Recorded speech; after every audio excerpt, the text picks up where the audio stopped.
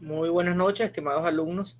Vamos a dar inicio a esta actividad síncrona del día de hoy con un par de presentaciones de algunos temas que ya hemos conversado en la asignatura. Entonces, por favor, el primer grupo número 1, disponga ustedes de las cámaras.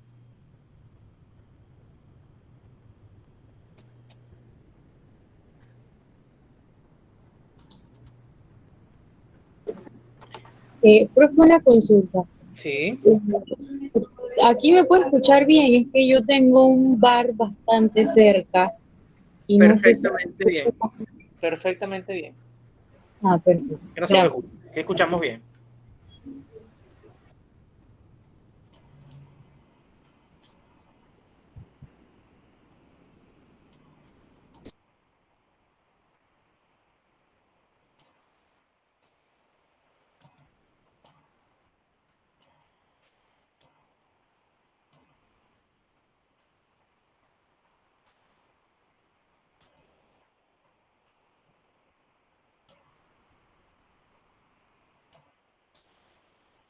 ¿Se ve? Sí, ya se ve la presentación. Ok. Buenas noches, profesor y compañeros.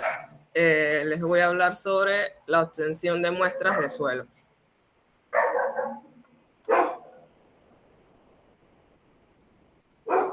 Consideraciones generales para un plan de muestreo.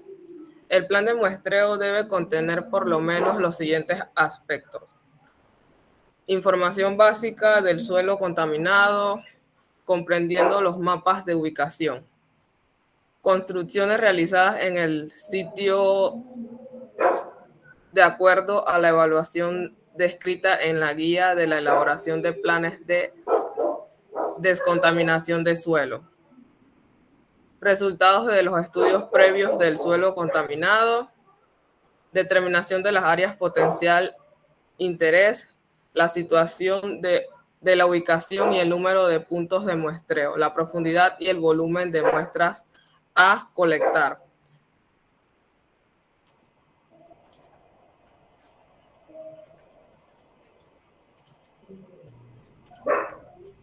Disculpa, ¿te parece si porque ya estás completo para ver mejor las láminas, si eres tan amable? Va para allá.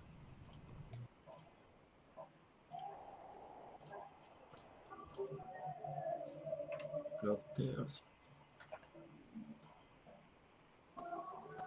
sí. Ahora sí. Determinación de los parámetros a analizar en las muestras, las técnicas, el equipo y los instrumentos a emplearse en el muestreo, que aseguren la homogeneidad y representatividad de las muestras.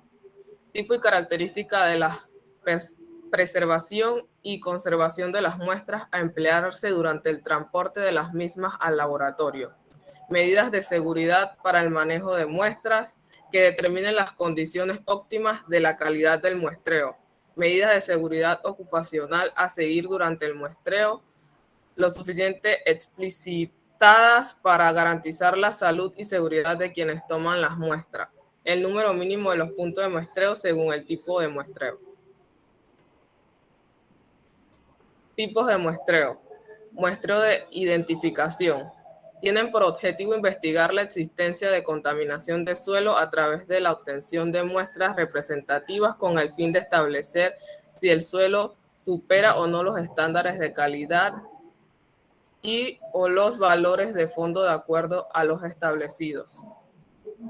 En el muestreo de identificación no se dispone de datos precisos sobre la concentración de compuestos contaminantes en el suelo.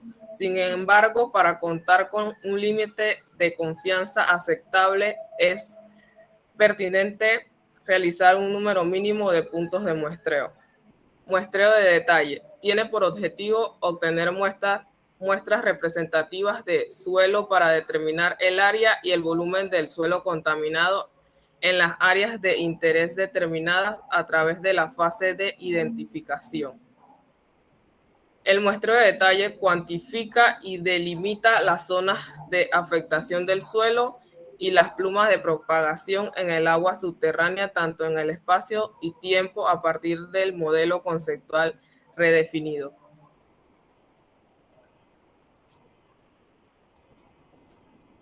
Muestreo a nivel de fondo. El objetivo de este muestreo es determinar la concentración de los químicos regulados en sitios contiguos al área contaminada, los mismos que pueden encontrarse en el suelo de manera natural o fueron generados por alguna fuente antropogénica ajena a la considerada, siendo aplicable a metales y metaloides. Muestras de comprobación de la remediación. Tiene como objetivo demostrar que las acciones de remediación implementadas en el suelo contaminado alcanzaron de forma estadísticamente demostrable concentraciones menores o iguales a los valores establecidos a los niveles de remediación específicos establecidos según su guía correspondiente. Bueno, en técnica de muestreo. En muestreos superficiales se puede aplicar la votación manual. Es relativamente simple, rápida de usar y de bajo costo. El costo es debido a la poca cantidad del suelo que se puede extraer con esta técnica. Es necesario obtener muestras compuestas de varios sondeos. Otras técnicas alternativas de muestreos, las superficies pueden ser agujeros o ranuras. Este tipo de muestreo se permite la recogida de muestras compuestas. El muestreo de superficie no es adecuada para determinar de compuestos orgánicos volátiles. El muestreo profundo. Generalmente se realiza para estudio de clasificación de suelos de acuerdo a sus perfiles verticales. Es decir, que requiere excavaciones también que emplea para determinar la migración de un contaminante, especialmente cuando estos son solubles y pueden migrar a través del suelo. El muestreo en profundidad se dan ensayos dinámicos para ensayar el terreno sobre el que se va a realizar, el levantamiento geotécnico.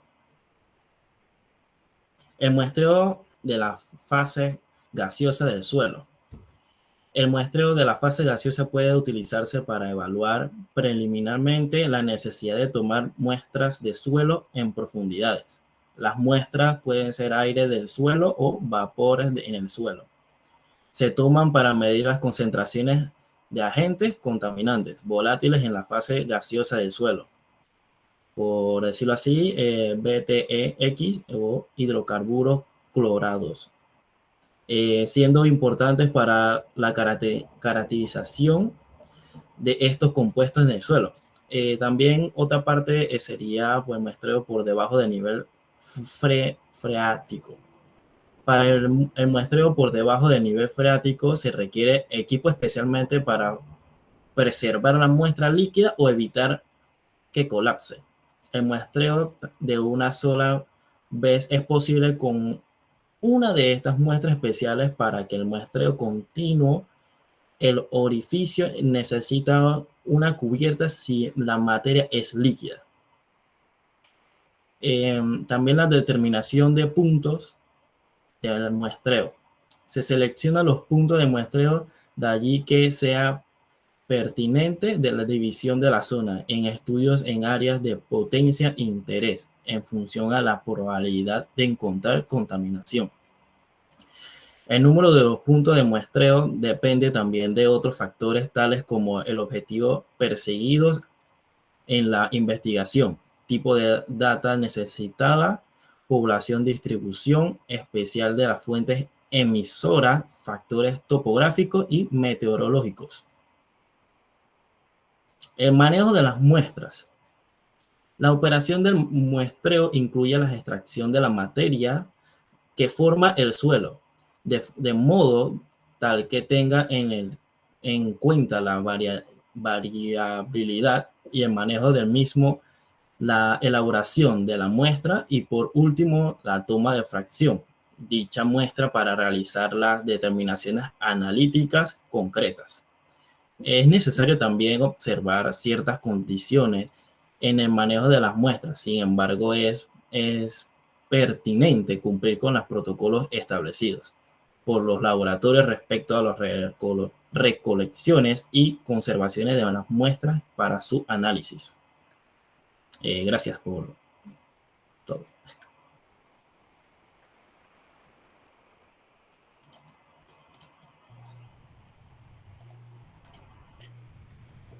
Muy bien, jóvenes. Ahora, una pequeña consulta.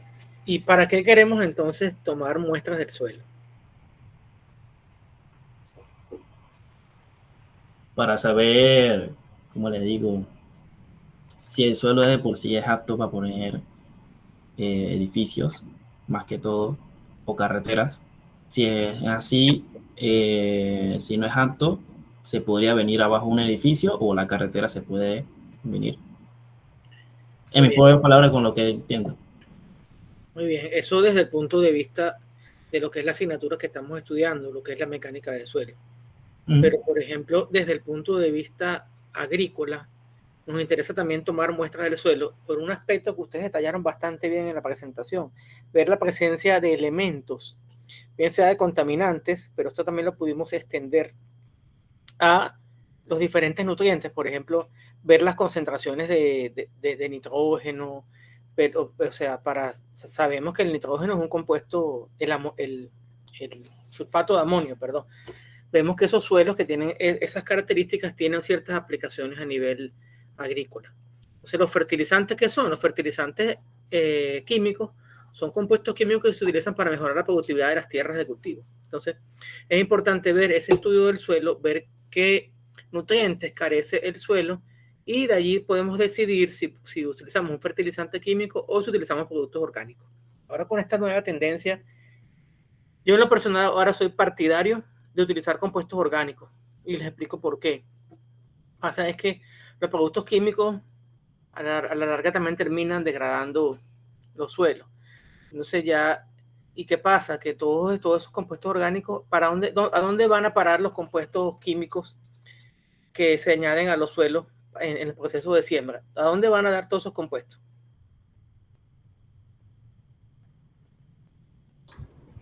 Al agua, profesor, de los ríos. Al agua de los ríos, y también las plantas terminan absorbiendo una parte de eso. Entonces nosotros también nos estamos contaminando nosotros mismos. Entonces, por eso es preferible, ya pienso yo así, utilizar, por ejemplo, abonos de tipo orgánico, donde hay muchos abonos de tipo orgánico que son excelentes. Y que, bueno, recuerden que lo bueno de los compuestos orgánicos es que son biodegradables, entonces que te pueden ir ayudando a restaurar un poco las condiciones del suelo. De hecho, había una cuña por allí en la televisión hace algún tiempo que si seguimos haciendo el uso que se está haciendo de forma no planificada de los suelos agrícolas de Panamá, más o menos en 20 años ya los suelos van a estar muy pobres. Entonces, eso no es conveniente para nosotros. Entonces, para eso que hacemos estudios del suelo. Piensa que también de repente necesitamos no solamente hacer una obra, sino que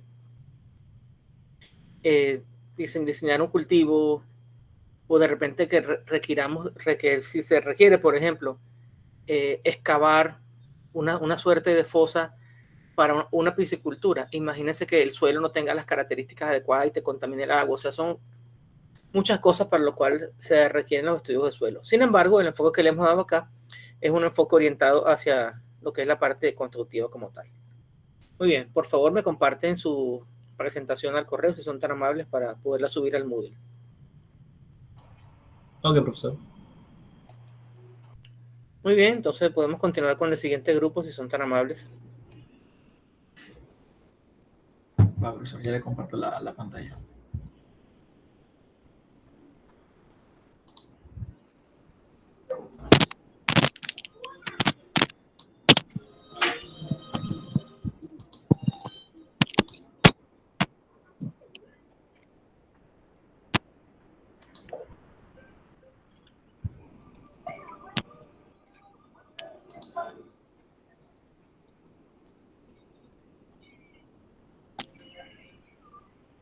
¿La pueden ver completa ahora sí? ¿Pantalla completa? Perfectamente bien. Ok. Bueno, buenas noches, profesor y compañeros. El día de hoy, pues mi compañera Daisy Sáez y mi persona Jorge Bonilla estaremos exponiendo la charla sobre la clasificación del suelo. Me gustaría empezar definiendo qué es el suelo.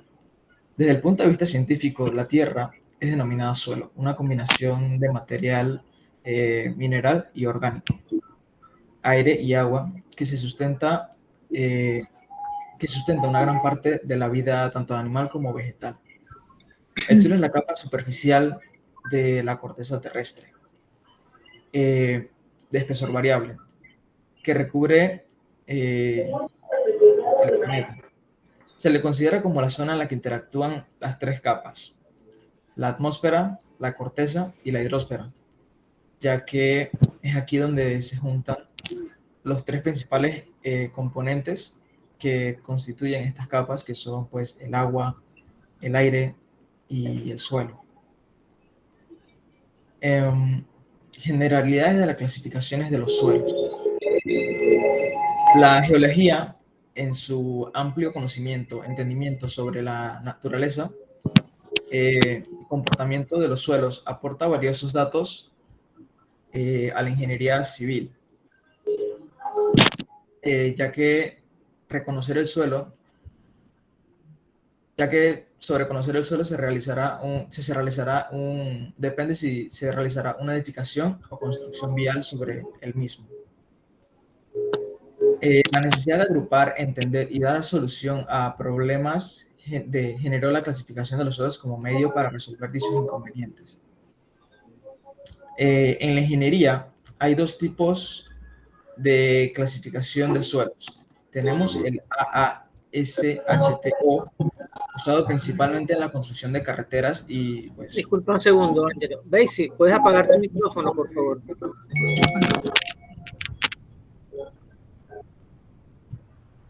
Gracias. Vale, como decía, según la ingeniería tenemos dos principales métodos de clasificación de suelos. El AASHTO, utilizado principalmente en la construcción de carreteras, y el USCS, utilizado en la ingeniería geotécnica, la ingeniería geotécnica es la parte de la geología aplicada que estudia la composición y propiedades de las zonas más superficiales de la corteza terrestre para el asiento de todo tipo de construcciones y obras públicas. El sistema AASHTO, los suelos pueden clasificarse según 8 grupos principales que van desde el A1 hasta el A8, en base a su distribución granulométrica, límite líquido e índice de plasticidad. Los suelos de los grupos A1 al A3 son materiales de grano grueso, mientras que los incluidos en los grupos A4, A5, A6 y A7 son de grano fino. El grupo A8, por su parte, incluye los suelos como la turba o compostas orgánicas y otro tipo de suelos que contienen alto grado de material orgánico. Estos se clasifican principalmente utilizando examinación visual. En el sistema USCS,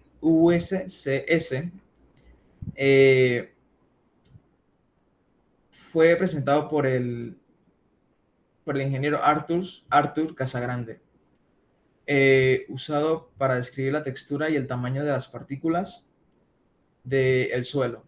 Este sistema de clasificación puede ser aplicado a la mayoría de los suelos materiales sin consolidar. Se puede clasificar suelos con tamaños menores a 3 pulgadas. Vale, clasificación de los suelos según el clima. Antes de pasar a la clasificación como tal, quisiera pues dar un breve resumen sobre quién es este señor que tenemos acá en la foto, que es Vasily Vasileich Tukush. Ese nombre, no sé cómo se pronuncia la verdad, es un nombre ruso. Este señor fue un destacado geógrafo y edafólogo ruso, conocido por ser uno de los precursores de la geografía en su país y por ser justamente considerado padre de la ciencia del suelo o edafología. La edafología es definida como la rama de la ciencia que estudia la composición y naturaleza del suelo en relación con las plantas y el entorno que lo rodea. Bueno, según el señor Dukoshavitchev, el suelo se clasifica según el clima en 3 principales tres principales clasificaciones diferentes. Los suelos azonales, que son los suelos que ya han alcanzado la madurez. En estos el clima juega un papel predominante.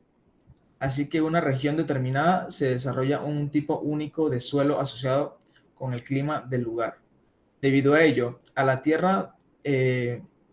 la Tierra, la distribución de los suelos zonales coincide con las regiones climáticas tropicales, áridas, templadas y frías. Tenemos los suelos intrazonales, que evolucionaron independientemente del clima. Y tenemos los suelos azonales.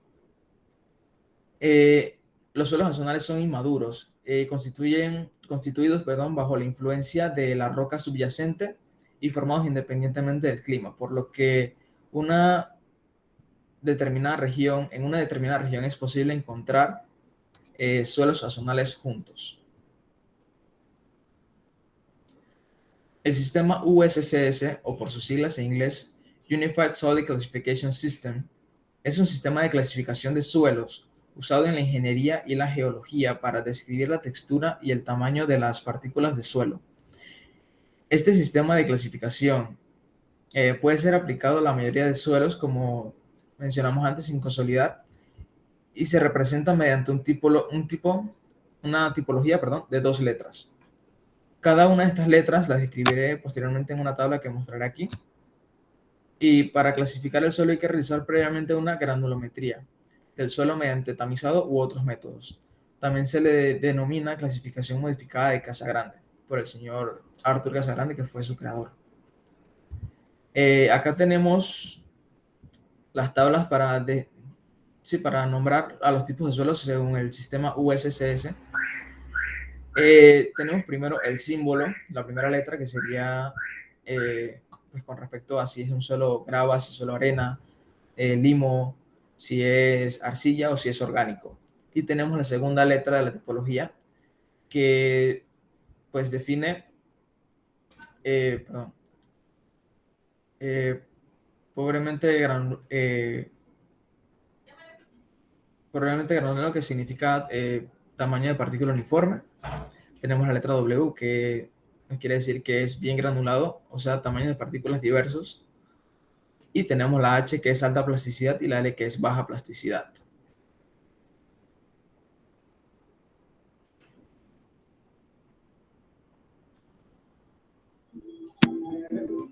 Ok, ¿me pueden escuchar? Pues ahora sí. ¿Te escuchamos bien? Ok. Bien, voy a hablarles sobre la clasificación de los suelos gruesos y finos.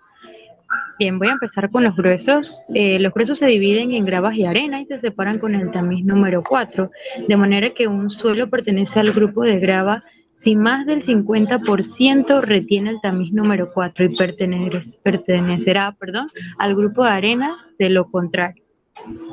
Los suelos finos,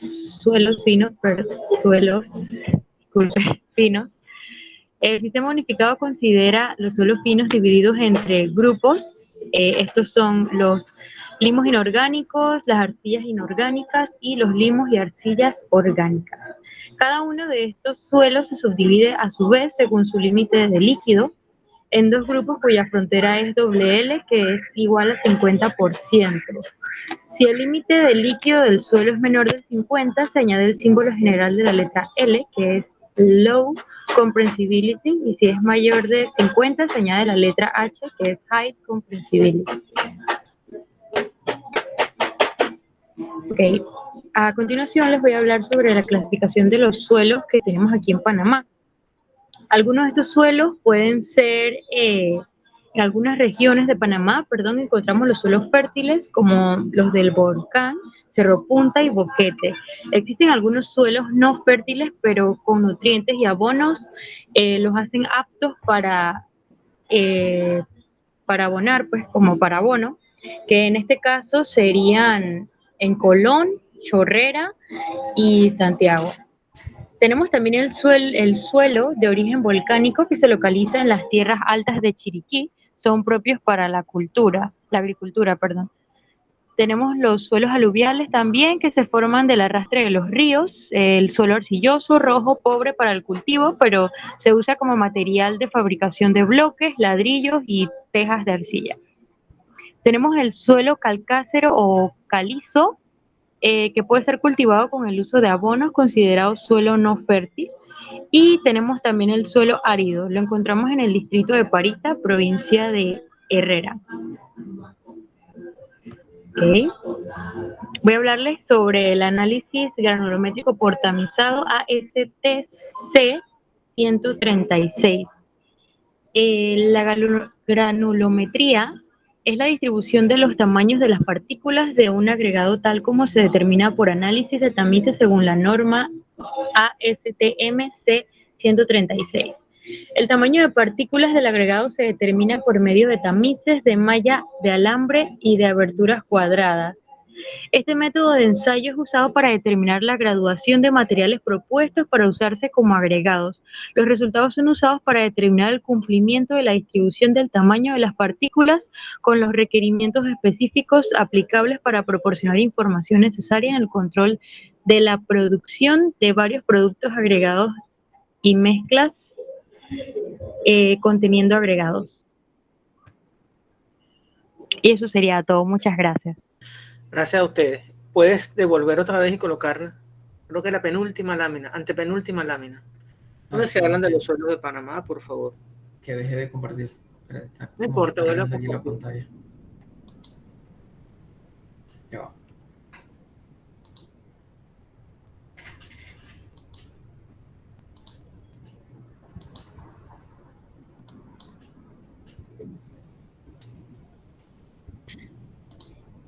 Vale. Esta es la que usted decía, profesor. Exactamente. Aquí tenemos entonces un pequeño esbozo de lo que son los diferentes suelos que encontramos en Panamá. Entonces, fíjense que cada suelo tiene una utilidad. Por ejemplo, uno suele pensar que un suelo arcilloso es un suelo que desde el punto de vista agrícola no tiene ningún tipo de valor, ciertamente. Totalmente de acuerdo.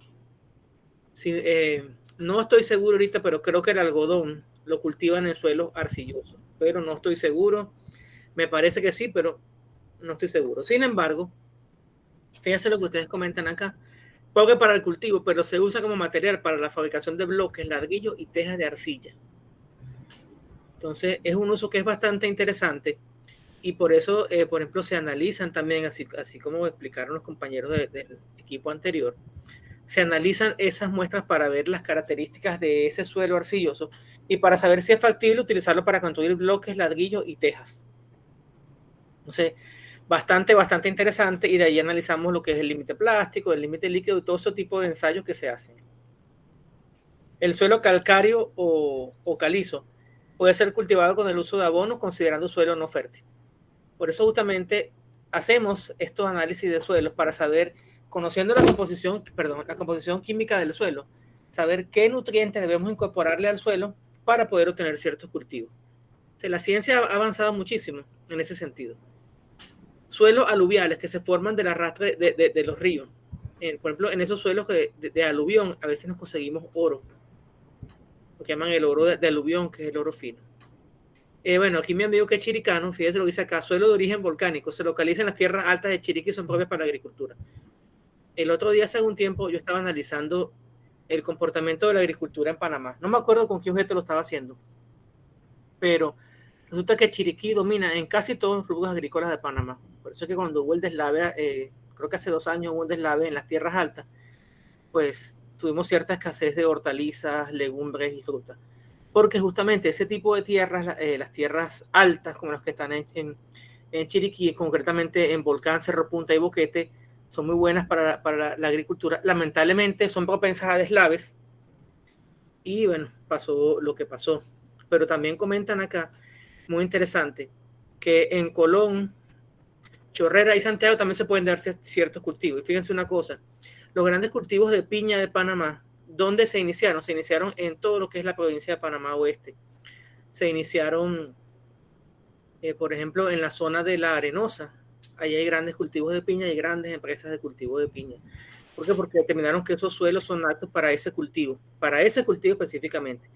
En Los Santos es donde se produce la mayor cantidad de tomate, tanto de mesa como tomate industrial de Panamá. Por ese motivo, en Los Santos, la empresa Nestlé tenía una planta de procesar tomates para hacer salsas.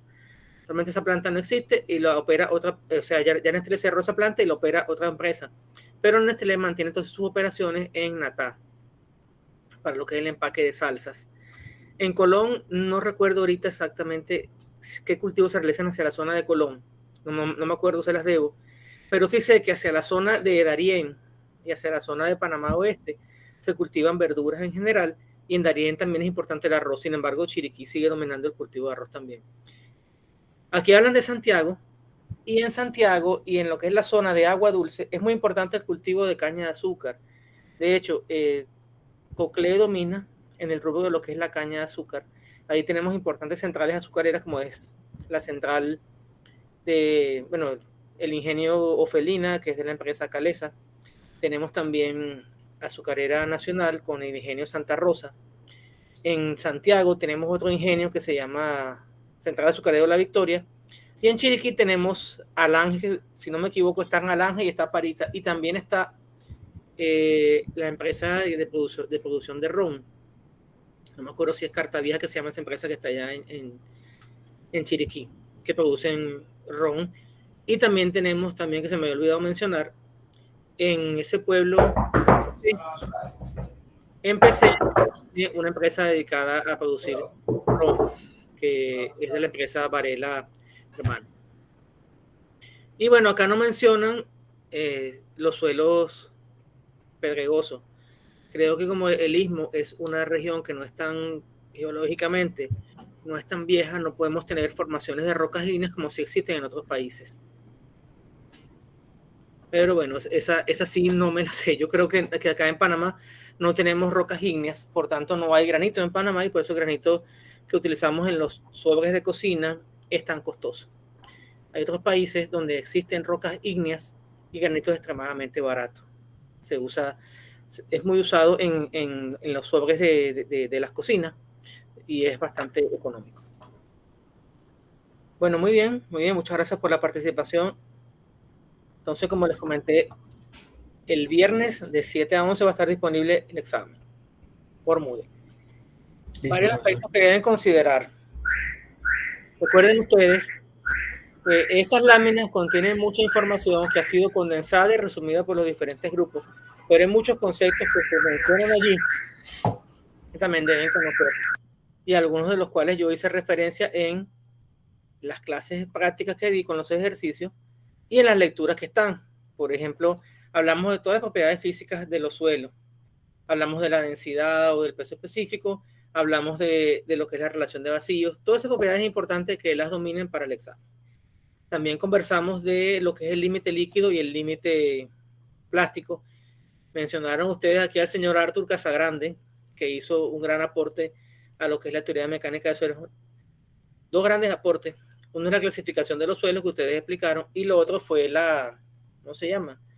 El ensayo de Casagrande, que es para determinar el límite líquido y el límite plástico. Fueron grandes aportes que hizo el señor Casagrande a la mecánica de los suelos. Entonces, eso también deben saberlo. Yo expliqué también algunos ejercicios en clase, de tal manera que eso es un indicativo que también les puedo preguntar ejercicios en clase. El examen no, porque sea en Moodle, no solamente va a ser una evaluación teórica, también vale que se incluyan los ejercicios. ¿Okay? Bueno, jóvenes, ¿alguna duda, alguna pregunta, alguna inquietud? Voy a apagar mi cámara porque me consume mucho ancho de banda. Por acá, por mi parte, pues todo claro, profesor. Sería entonces el viernes 5 viernes 4. El 4. Okay, desde las 7. Sí, recuerden que les envié bastante material de apoyo y es importante que lo lean. Por cierto, no lo mencionaron y creo que no se los pedí, que la clasificación básica, una clasificación básica de las rocas es como la vimos ¿cómo se llama? En secundaria, que hablamos de rocas ígneas, rocas sedimentarias y rocas metamórficas. Las rocas ígneas son las primeras que aparecieron sobre la faz de la Tierra, que vienen de la solidificación de la lava y los elementos procedentes de los volcanes. Entonces ahí tenemos, por ejemplo, el granito es quizás una de las rocas ígneas más representativas de todas las que existen. Luego tenemos las sedimentarias y tenemos también las metamórficas, que son la combinación entre dos tipos de roca. Eso está en el programa, eso también es importante que lo sepan. ¿Entendido, jóvenes? Ok, profesor. Bueno, está Profe, bien. Sí, profe. Bueno, jóvenes, muchas gracias por la atención. Vamos a abrir sus cámaras para tomarnos una pequeña foto para el recuerdo. Y su sonrisa, por favor. ¿Quién toma la foto, por favor? Falta Raúl. Falta por acá Raúl y falta, voy. Me toma tiempo. falta Raúl y Yanesi, que seguramente se estará acicalando. Salimos en la foto.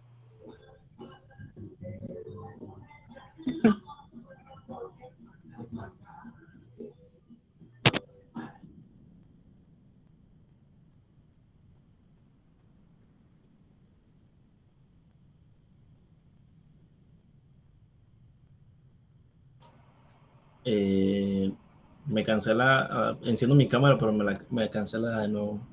Ah, bueno, está bien. Yo no sé cómo tomar una foto acá. Creo que aquí uno toma un captura, ¿verdad?, de la pantalla. Creo que sí. Creo que sí.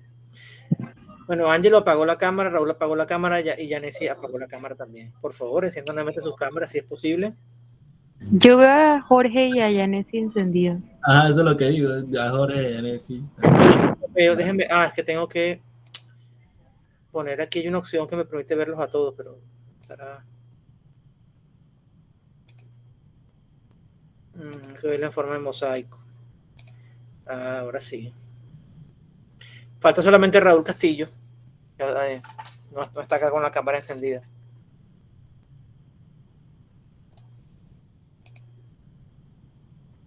Raúl, ¿puedes encender la cámara o te tuviste que retirar?